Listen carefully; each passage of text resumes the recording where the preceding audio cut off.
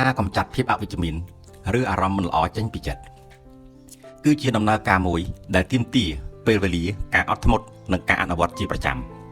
ខាងក្រោមនេះជាវិធីសាស្ត្រមួយចំនួនដែលអាចជួយអ្នកឲ្យចិត្តស្ងប់និងបង្កើតថាមពលវិជ្ជមានឡើងវិញ 1. ទទួលស្គាល់និងដឹងខ្លួនកុំព្យាយាមលាក់កំបាំង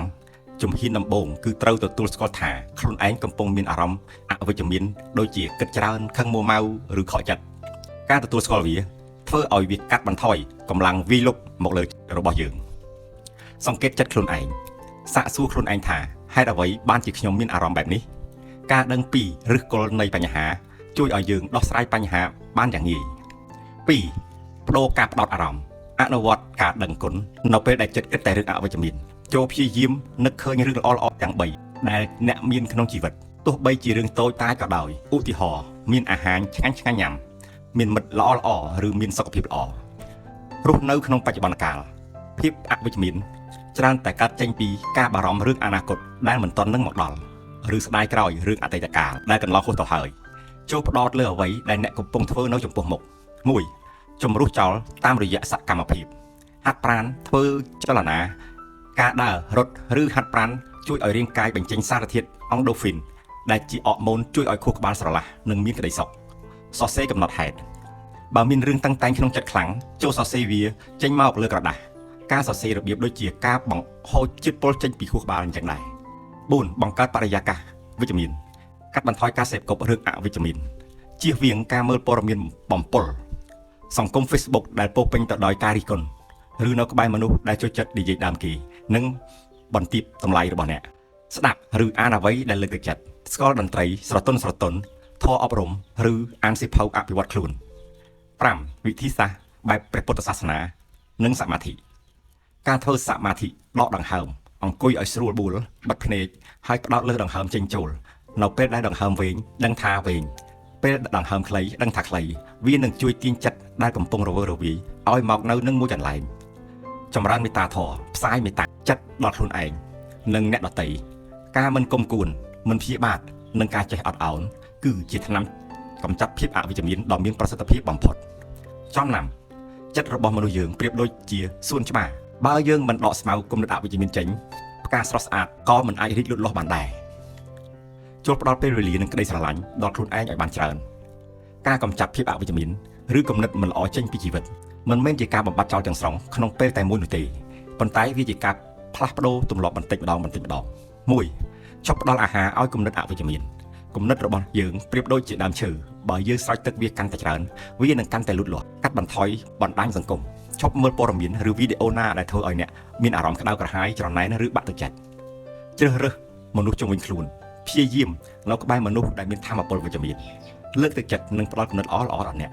2. បង្វែរអារម្មណ៍មករកការដឹងគុណនៅពេលដែលចិត្តរបស់អ្នកផ្ដោតលើអ្វីដែលអ្នកខ្វះខាតអ្នកនឹងមានអារម្មណ៍អវិជ្ជមានប៉ុន្តែបើអ្នកផ្ដោតលើអ្វីដែលអ្នកមាន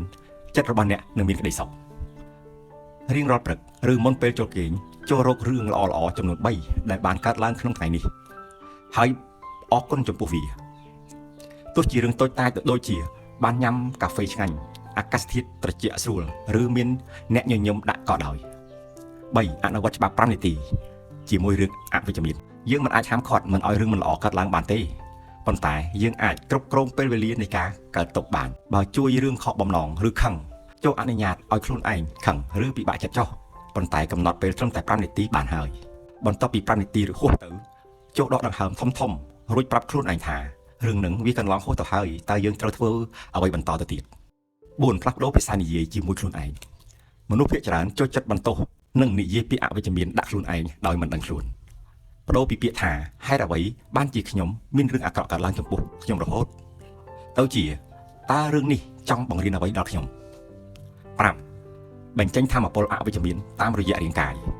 ពេលខ្លះភាពអវិជ្ជមានវាកើតចេញពីការហត់នឿយនិងការស្ទះថាមពលក្នុងខ្លួន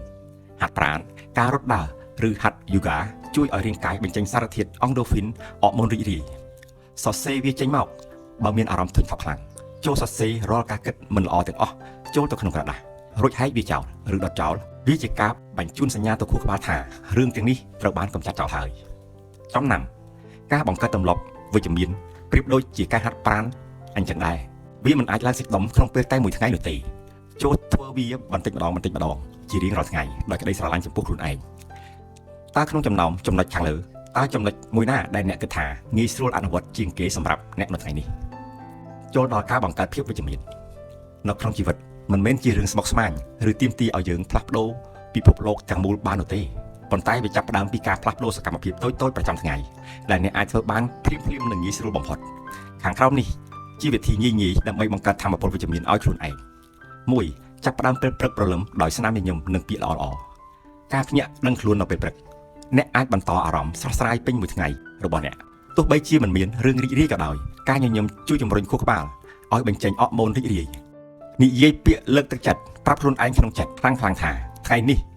នឹងជាថ្ងៃល្អមួយឬខ្ញុំជឿជាក់លើខ្លួនឯង 2. ប្រើច្បាប់មើលឃើញចំណុចល្អៗរាល់ព្រឹត្តិការណ៍ទាំងអស់តែងតែមានជ្រុងពីរចំណុចជានិច្ចព្យាយាមស្វែងរកចំណុចវិជ្ជមានទោះបីជាស្ថិតក្នុងស្ថានភាពមិនល្អក៏ដោយឧទាហរណ៍បើជិះម៉ូតូជិះឡានស្ទះផ្លូវជំនួសឲ្យការខឹងសម្បាចូលគិតថានេះជាឱកាសល្អដើម្បីស្ដាប់បទចម្រៀងដែលខ្ញុំចូលចិត្តឬការស្ដាប់ podcast អប់រំជំនាញថ្មីធ្វើអំពើល្អតូចៗជារៀងរាល់ថ្ងៃការធ្វើឲ្យអ្នកដទៃមានក្តីសុខគឺជាវិធីលឿនបំផុតក្នុងការបង្កើតក្តីសុខនិងភាពវិជ្ជមានឲ្យខ្លួនឯងរឿងងាយៗដូចជាការពោលពាក្យអរគុណទៅកាន់អ្នករត់កង់3ឬអ្នកលក់បាយការជួយកាន់អីវ៉ាន់ឲ្យអ្នកដទៃឬការផ្ញើសារសួរសុខទុក្ខនិងសរសេរពីមិត្តភ័ក្តិម្នាក់ដោយស្មោះត្រង់ 4. បង្កើតបរិយាកាសវិជ្ជមាននៅជុំវិញខ្លួនភ្នែកមើលឃើញអ្វីចិត្តនឹងគិតទៅរកព្រាមរៀបចំបន្ទប់ឬតុធ្វើការបោះចោលរបស់ដែលមិនបានប្រើបង្កើតលំហស្អាតបាតនិងមានរបៀបបរិយាកាសស្រឡះធ្វើឲ្យខួរក្បាលស្រឡះស្ដាប់និងមើលរបស់វិជ្ជមានបើកតន្ត្រីដែលរស់រវើកឬមើលវីដេអូកំប្លែងខ្លីៗដែលធ្វើឲ្យអ្នកសើចបាន 5. ផ្ដល់រង្វាន់និងអប់រំជ័យជំនះតូចតាចកុំរងចាំរហូតដល់សម្រេចចិត្តជោគជ័យធំដុំអីទើបអនុញ្ញាតឲ្យខ្លួនឯងសប្បាយចិត្តកុំរងចាំរហូតដល់សម្រេចជោគជ័យធំដុំទើបអនុញ្ញាតឲ្យខ្លួនឯងសប្បាយចិត្តបើថ្ងៃនេះអ្នកអាចក្រោកពីគេងទាន់ពេលធ្វើការងារបានរួចរាល់មួយជំពូក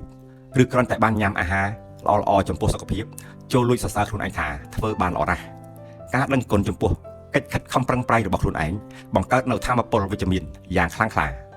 ល្បិចងាយៗបើអ្នកមានអារម្មណ៍ថាពិបាកចូលចាប់ផ្ដើមធ្វើតែមួយចំណុចប៉ុណ្ណោះក្នុងមួយថ្ងៃនៅពេលចំណុចតែមួយនោះคล้ายជាទម្លាប់ភាពវិជ្ជមាននឹងរីកសាយភាយទៅកាន់ចំណុចផ្សេងៗដោយស្វ័យប្រវត្តិ